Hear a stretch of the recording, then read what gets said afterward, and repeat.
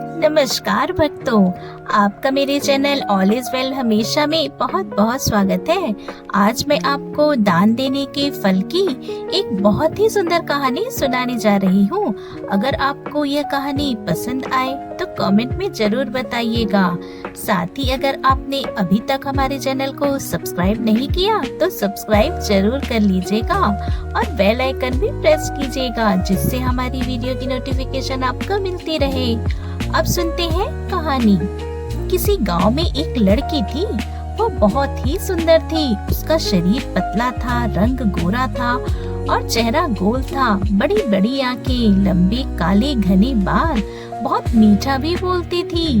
धीरे धीरे वह लड़की विवाह योग्य हुई तो उसके पिता ने कुल के पुरोहित तथा नाई को योग्य वर की खोज करने का काम सौंपा और उन दोनों ने मिलकर एक योग्य वर को तलाश लिया। न लड़की ने होने वाले दूल्हे को देखा था और न ही दूल्हे ने दुल्हन को देखा था। धूमधाम से उनका विवाह हो गया।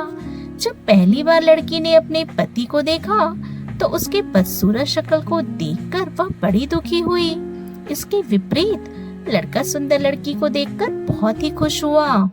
रात होती तो लड़की की सास दूध औटाकर उसमें गुड़ या शक्कर मिलाकर बहू को ग्लास थमा देती और कहती, जाओ बहू, यह दूध अपने पति को पिला दो। वह लड़की ग्लास हाथ में लेकर अपने पति के पास जाती और बिना कुछ बोले चुपचाप खड़ी हो जाती। उसका पति दूध का ग्लास ले लेता और दूध पी लेता। इस तरह कई दिन बीत गए। हर रोज ऐसा ही होता। एक दिन उसका पति सोचने लगा, आखिर यह बोलती क्यों नहीं है। उसने निश्चय किया, आज इसे बुलवाए बिना मैं मानूंगा नहीं और तब तक दूध नहीं पीऊंगा जब तक कि यह नहीं बोलेगी। उस दिन रात को जब वह लड़की उसके पास खड़ी हुई तो वह चुपचाप, उसने ग्लास नहीं लिया। पत्नी भी ग्लास हाथ में लेकर खड़ी रही, कुछ नहीं बोली। उस आदमी ने भी ग्लास नहीं लिया। सुबह होने को आई।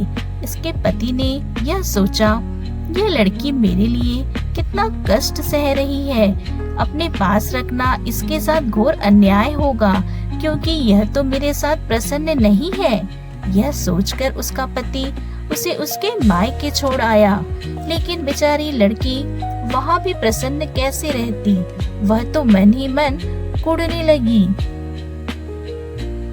लड़की मन ही मन घुट घुट कर मरने लगी। उसे कोई बीमारी तो थी नहीं बाहर से। माता पिता को उसकी बहुत चिंता होने लगी।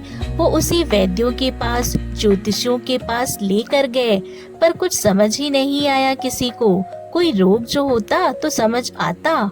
अंत में उसके माता पिता एक बड़े ज्योतिषी के पास उसे लेकर गए। उस लड़की के रंग रूप और चाल ढाल को देखकर ही ज्योतिषी ने बात समझ ली। हाथ की रेखाएं देखकर कहा, बेटी, पिछले जन्म में तुमने जैसा कर्म किया था तुझे ठीक वैसा ही फल मिल रहा है। तुम्हारे पति ने सफेद मोतियों का दान किया था और तुमने ढेर सारे काले उड़द।